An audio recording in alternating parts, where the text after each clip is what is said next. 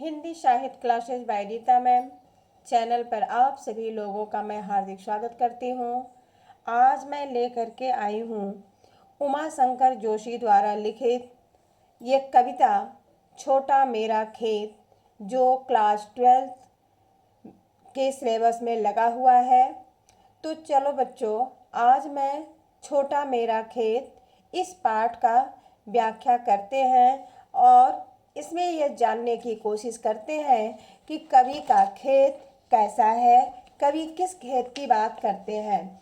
तो यहाँ पर हम देखते हैं, कहते हैं यह कवि जो है अपना जो कवि कर्म है, कवि का जो कर्म है उसी कर्म को वह एक चरण में बांधने की कोशिश करते हैं और कवि का जो कागज का पन्ना है उसे वह चौकोर खेत माना है।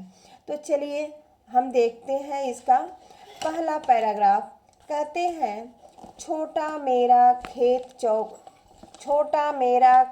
चौकोना, कागज का एक पन्ना, कोई अंधड़ कहीं से आया, क्षण का बीज वहाँ बोया गया।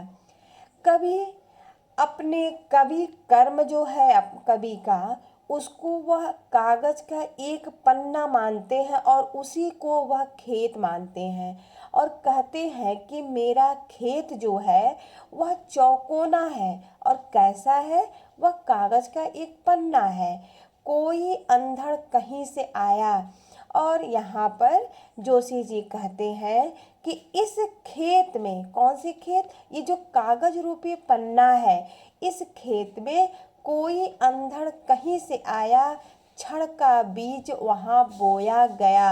और कवि के हृदय में आंधी उत्पन्न होती है, अर्थात ये भावना रूपी जो आंधी है वह कहीं से आती है और उसी क्षण वहाँ बीज बो के चला जाता है, अर्थात कवि के अंदर एक कल्पना प्रस्फुटित होती है और उस कल्पना के सहारे, अर्थात भावना के सहारे कवि जो है अपना कवि कर्म करता है, अर्थात कविता लिखने की शुरुआत करता है। कहते हैं कल्पना के रसायनों को पी, बीज गल गया निःशेष, शब्द के अंकुर फूटे, पल्लव पुष्पों से नामित हुआ विशेष। कवि जो है कहते हैं कि यह विचार, जो कवि के अंदर विचार आया है, वह बीज कल्पना के सभी पदार्थों को, यानी कि कल्पना के जितने भी पदार्थ हैं उसको पी गया है, अर्थात कवि के अंदर किसी भी तरह का कोई वह बीज गल गया। किसका बीज गल गया, अर्थात अहंकार रूपी जो बीज है कवि के अंदर, जो भाव है वह गल गया है और निःशेष मतलब सब गल गया है। और उसके बाद यानी कि जब कवि का अहंकार खत्म होता है, ईर्ष्या द्वेष सब खत्म होता है और उसके बाद से जो शब्द के अंकुर फूटते हैं, वह कैसा होता है अंकुर, अर्थात वह किस प्रकार की कविता का रचना करता है, ऐसी कविता जहाँ अहंकार लेश मात्र भी न हो, वह कविता पल्लव पुष्पों के तरह, एक विशेष पल्लव पुष्पों की तरह वह नामित होता है, अर्थात वह जो कविता लिखा जाता है कवि के द्वारा वह सभी के हित के लिए होता है और वह कविता में सभी सर्वजन हिताय का अंकुर फूटने लगता है, अर्थात उस कविता में सभी लोगों का हित शामिल होता है। कहते हैं कि और फिर यह रचना जो है कवि का वह संपूर्ण होता है और इस प्रकार से कवि कहते हैं झूमने लगे फल रस अलौकिक, अमृत धाराएं फूटती, रोपाई क्षण की कटाई अनंतता की, लूटते रहने से जरा भी कम नहीं होती। कवि कहते हैं कि झूमने लगे फल, अर्थात जब अहंकार रहित कविता कवि लिखता है तो उसमें फल जो आता है उसका रस, उसका आनंद अलौकिक होता है और उसमें अमृत रूपी धाराएं फूटती हैं, क्षण रोपाई क्षण की, अर्थात कवि कहते हैं कि उनके अंदर जो भावनाएं होती हैं वह पल भर के लिए आती हैं, लेकिन उसका आनंद जो होता है वह अनंत काल तक। कहते हैं कि रोपाई क्षण की। अब क्या रोपता है कवि? कवि शब्दों के द्वारा अपनी कविता की रोपाई करता है। और जब वह रोपाई कर लेता है, जो सर्वजन हिताय अर्थात सभी को सुख देने वाला, सभी का हित करने वाला जब कविता होता है, तो वह कविता की कटाई अर्थात उससे जो उसको आनंद मिलता है, उसकी कटाई अर्थात जो उसको उसकी पूंजी मिलती है वह अनंत होती है। अर्थात उसका फल, उस कविता का फल उसे अनंत काल तक मिलता रहता है।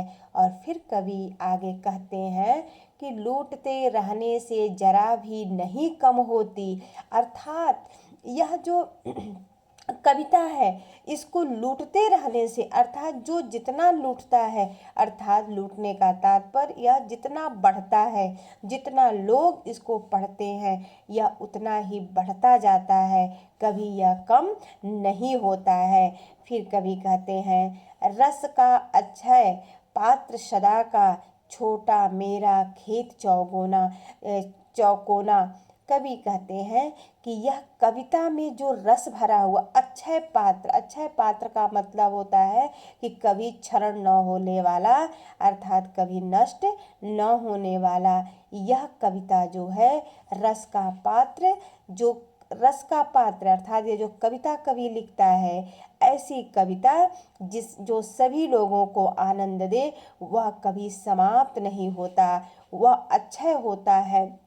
अर्थात वह कविता कभी नष्ट नहीं होता है, उसका रस जो है सदैव बढ़ता जाता है। और कवि कहते हैं कि उसका कविता रूपी जो छोटा खेत है चौकोना, उसमें रस जो है कभी खत्म नहीं होता है। अर्थात कवि का खेत क्या है? कवि का खेत ये चौकोना, जो चौकोर कागज का पन्ना है, वही कवि का खेत है। और उस खेत पर कवि क्या करता है? वह अपने कल्पनाओं का, अपने भावनाओं का शब्द बोता है, जो आनंद देने वाला होता है। और उसकी जब वह रोपाई कर देता है अर्थात कविता लिखता है, तो वह कविता जो है अनंत काल तक चलती है और वह जितना आगे बढ़ती है कभी वह खत्म नहीं होता है। तो हम इसमें देखते हैं कि कवि ने बहुत ही सुंदर कवि कर्म का यहाँ पर वर्णन करते हैं, इसकी जो विशेषता हो गई। और कहते हैं कि छोटा मेरा खेत चौकोना। इसमें देखो यहाँ पर रूपक अलंकार का कवि प्रयोग करते हैं। और यह जो कविता है इसमें तत्सम शब्दावली का प्रयोग किया है कवि ने। रस शब्द से, जो रस शब्द का प्रयोग में किया गया है कवि के द्वारा, वह फल का रस अर्थात यहाँ श्लेष अलंकार का वर्णन कवि करते हैं।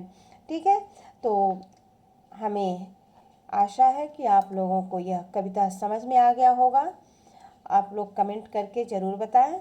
और मैं आज आप लोगों से ये रिक्वेस्ट करूँगी कि प्लीज़ चैनल को लाइक और सब्सक्राइब करें।